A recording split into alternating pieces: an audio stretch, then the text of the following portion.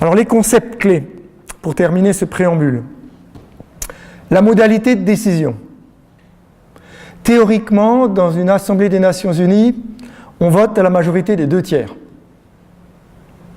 Sauf que, sur les sujets importants, jugés importants, et on pratique ça maintenant depuis pas mal d'années, le climat en fait partie, on fonctionne au consensus.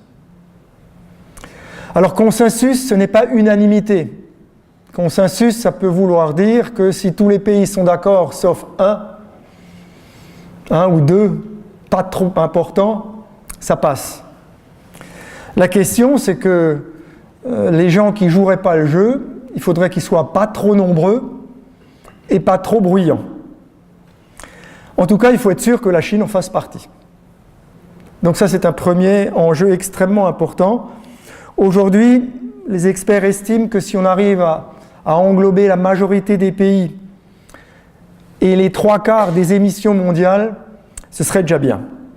Ce serait considéré comme un succès. Donc 3/4 des émissions actuelles, et puis notamment la Chine. Alors, la question, évidemment, c'est comment est-ce qu'on mesure les émissions ? Dans les tractations, je ne vais pas dire de chiffonnier, mais de bout de gras, on mesure les émissions globales.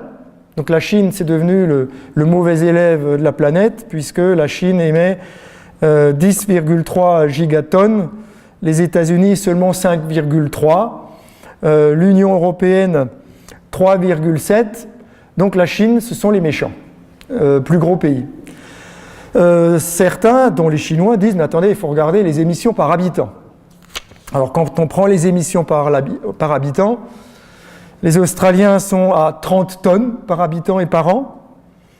La Chine, aujourd'hui, à 8, comme les Européens. Les États-Unis à 18. L'Éthiopie à 3.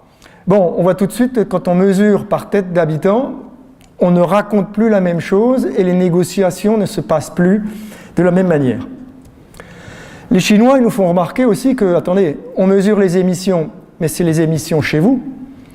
Si on regarde les émissions en termes de contenu de la consommation, eh ben c'est plus pareil.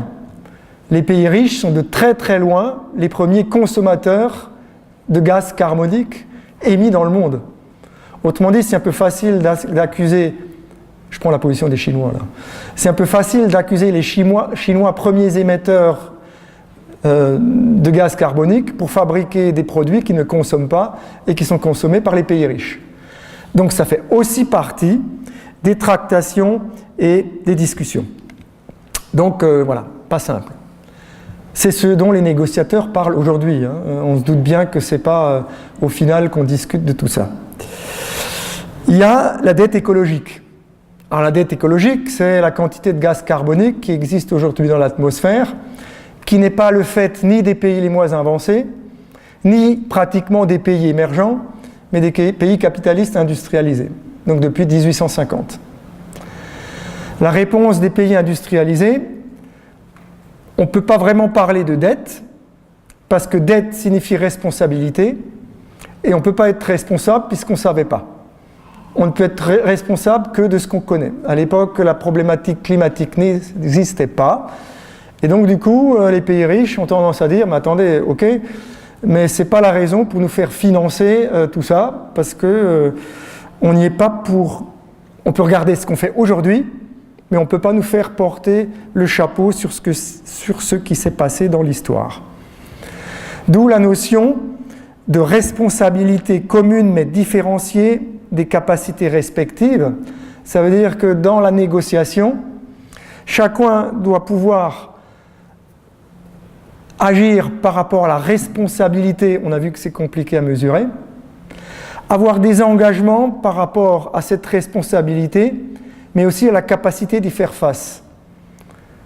Les pays sous-développés qui utilisent des technologies de mauvaise qualité en termes d'émissions à gaz à effet de serre, les pays émergents aussi, dont la Chine, ne sont pas capables de réduire brutalement leurs émissions comme nous serions capables de le faire. Donc, ça c'est un sujet important aussi. Après, il y a la question qui fâche, la question du fonds d'adaptation. des pays sous-développés au changement climatique. Ce sont les digues, les déplacements de population, etc. Ces pays-là, globalement, ils n'ont pas les moyens.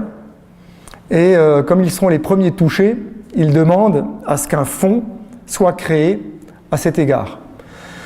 Ça ne peut être qu'un fonds public, puisque par définition, ce sont des investissements pas rentables. Déplacer une route, fabriquer une digue, ça n'intéresse aucun investisseur privé à l'échelle internationale. Donc on a là ici une vraie question qui pose souci dans la négociation, du fonds d'adaptation. Il y a la question du fonds des pertes et dommages. Alors les pertes et dommages, c'est comment prend-on en charge les dégâts financiers liés à une catastrophe dans l'immédiat. Les pauvres qui immédiatement n'ont plus de quoi se loger, se nourrir, se soigner. Les pays n'ont pas de quoi payer. Eh bien, les pays du Sud demandent à ce que ce fonds de pertes et dommages soit abondé. On estime qu'il serait de l'ordre de 200 milliards d'euros par an. Donc les riches disent pas question, c'est trop élevé. Alors l'accord contraignant, le fameux accord contraignant. Mais pour qu'un traité soit contraignant, il doit être ratifié par les parlements nationaux. Aux États-Unis, c'est mission impossible, puisqu'en fait le président de la République le président des États-Unis se retrouve pratiquement systématiquement en minorité face à son Congrès. Ce qui est d'ailleurs le cas aujourd'hui. Donc en fait, Obama ne peut prendre aucun engagement juridiquement contraignant. Vous allez me dire, mais est-ce que ça existe, les accords juridiquement contraignants ? Oui, ça existe. Il y en a un qu'il faut rappeler. C'est l'Organisation mondiale du commerce et le traité de libre-échange. Tout le monde ne l'a pas signé, mais ceux qui l'ont signé acceptent le tribunal créé par l'OMC, qui s'appelle l'ORD, l'Organisation de règlement des différends, et cette ORD inflige des sanctions que les pays acceptent. Lorsque l'Europe a menacé les États-Unis de bloquer les importations de viande aux hormones, et que les États-Unis ont dit en représailles on va frapper les exportations de vin et de fromage, bon, on a tout de suite compris que les Français étaient les premiers en tête de ligne. Les Européens n'ont pas hurlé contre les sanctions. On acceptait politiquement les sanctions. On a tout simplement remis dans la poche l'interdiction de la viande hormonée. Moi, je fais partie de ceux qui pensent qu'on pourrait imaginer que le climat soit aussi contraignant que le libre-échange. Enfin, manifestement, ce ne sera pas le cas à Paris. Les USA ne vont pas ratifier un traité contraignant, la Chine non plus. Le Canada, à l'époque, était sorti de Kyoto, qui était censé être contraignant, qui ne l'a jamais été. Bref, on ne peut pas s'appuyer sur une dimension juridique de la contrainte. Alors laquelle ? Il y a deux pistes aujourd'hui. Ce qu'on appelle la transparence et révision, ce serait le fait que régulièrement, les pays se retrouvent autour de la table pour regarder où ils en sont, par rapport aux engagements, qu'est-ce qui a été fait, accepter le débat et revoir à la baisse les engagements futurs. Cette dimension-là est acceptée par les États-Unis, donc révision tous les 5 ans, oui, et serait aussi acceptée par la Chine. C'est pas officiel, ça a été dit à un moment. Bon. On parle aussi d'obligations de moyens. Les obligations de moyens, ce serait l'inscription dans les accords de Paris, de créer des marchés de carbone, de créer une fiscalité carbone partout, un prix du carbone. Ça peut être jouable parce qu'ensuite on peut le décliner de manière plus ou moins souple. On voit comment fonctionne le marché du carbone en Europe. Il ne marche pas du tout, alors qu'il marche bien en Chine, aussi étonnant que ça puisse paraître. Donc marché du carbone, c'est une des pistes. Les obligations de résultat, personne n'en veut, vous l'avez compris. Alors le marché du carbone, c'est quoi ? c'est un système qui devrait permettre d'amener les pays à réduire leurs émissions sans rentrer dans un cadre juridique ni réglementaire trop complexe. C'est-à-dire laisser les acteurs économiques faire.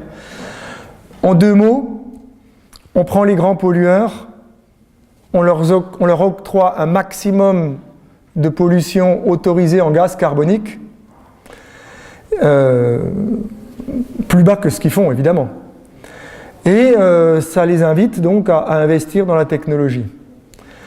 Ceux qui arrivent plus vite que les autres arrivent à dégager des marges de quotas. Ils peuvent les revendre à ceux qui ont plus de difficultés à le faire. Et donc vous avez compris que si les quotas sont trop élevés, du coup le prix du carbone est très bas et puis personne n'investit. Si les quotas serrent la vis, c'est dur pour les investisseurs industriels, mais ils peuvent s'adapter parce qu'ils ont un petit peu cette souplesse liée au marché. Alors en Chine, le marché du carbone fonctionne bien, ce qui fait qu'aujourd'hui les industries chinoises réduisent fortement leurs émissions. On estime qu'ils ne devraient pas descendre en dessous de 10 voire 15 euros la tonne. En Europe, il est de 3 euros. 3 euros la tonne, donc c'est comme s'il n'existait pas. Je vais terminer par un dernier concept clé, la notion de réfugiés climatiques. On en parle depuis un bout de temps. La vraie difficulté, c'est qu'on ne sait pas trop comment les définir.